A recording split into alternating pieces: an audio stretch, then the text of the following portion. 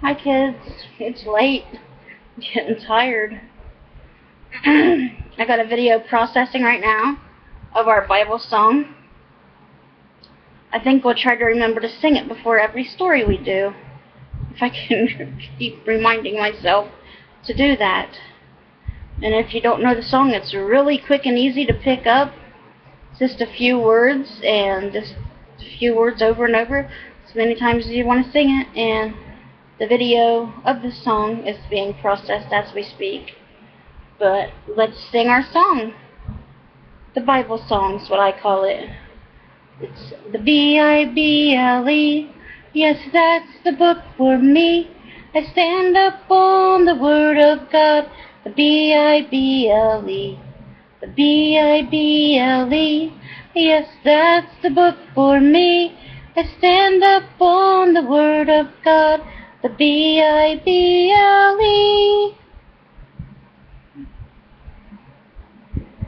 Now it's the Bible song.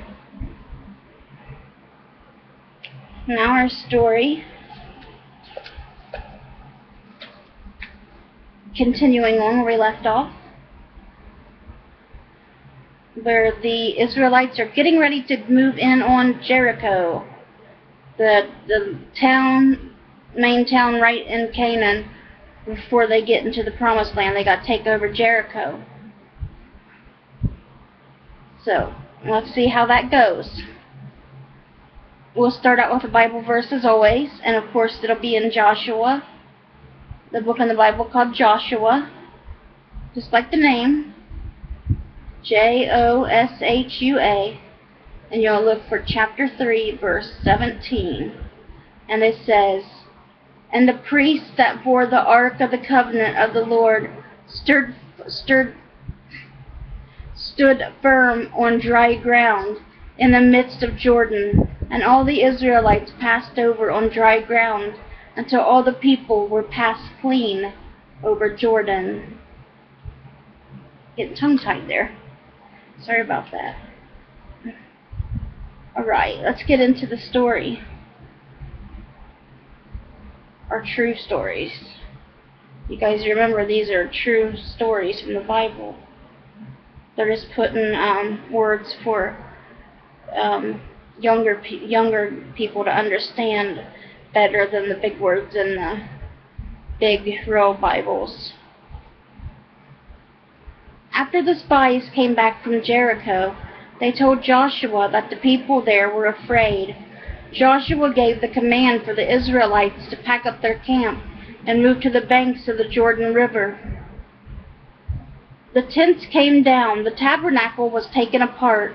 The priests ran poles through the rings and the corners of the Ark of the Covenant and lifted it on their shoulders. You will remember that the tables of stone on which God had written the 10 Commandments were in the Ark, and it was a very precious thing to the Israelites. This was during the spring of the year, and the Jordan River was flooded by spring's rains. With a powerful current, it ran swiftly down to the Dead Sea. It was so broad and moved so fast that only a very strong man could have swum in it. The Israelites stood near its banks and looked at it, and then they looked at the land of Canaan on the other side. How were they going to get across? There were no bridges, and they had no boats. Then Joshua gave commands to his officers, and they moved through the crowd shouting orders. "When you see the priests carrying the Ark of the Covenant, follow behind them." The priests moved along, and the people marched with the ark to the edge of the water.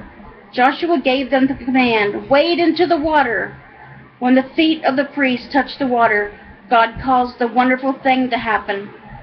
Up the river, the water stopped flowing as if an invisible dam held it back. The people saw it rise and pile up without flowing down. Below, the water that was already there flowed on toward the Dead Sea until the river bed lay dry and the stones on the bottom were uncovered.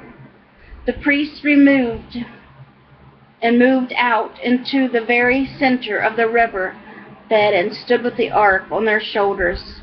Past them all the people of Israel marched, following Joshua safely to the other side of the river, exactly as their parents had followed Moses across the Red Sea.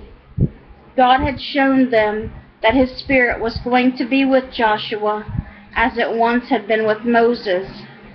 When all of Israel had crossed to the other side, Joshua called a man from each of the 12 tribes and said, "Each of you gather a large stone from the river bottom where the priests are standing and pile them into a heap here on the bank. Later on, when your children ask you why the stones are here, you can tell them how the Lord made the river dry. They will help you remember this wonderful thing." Then Joshua himself set up 12 stones in the middle of the riverbed. When the 2 piles were made, one on the bank and one on the river, Joshua gave the command for the priests to join them on the river bank. As the feet of the priests touched the shore, the river began suddenly to flow as before, its water tumbling down from the hills, racing from the Dead Sea. Israel camped that night on the shore of the Promised Land for the first time since they had left Egypt. They kept thanking and praising God every time they looked back at the swift river and thought of having walked through it on dry ground that very day. The new camp set up near the heap of stones from the riverbeds was named Gilgal. It became the main camp during the time that Israel fought for the land of Canaan. While the Israelites camped there, they ate the Passover feast as their parents had done for the first time the night before they left Egypt. They made their bread for the feast from grain growing there in the land of Canaan. When they did, the manna food from heaven that God had been sending for 40 years quit falling. The days of wandering the desert were over. They were finally making it to the Promised Land. They're at the edge of the Promised Land right now. They can see it right ahead, and they'll soon be in there.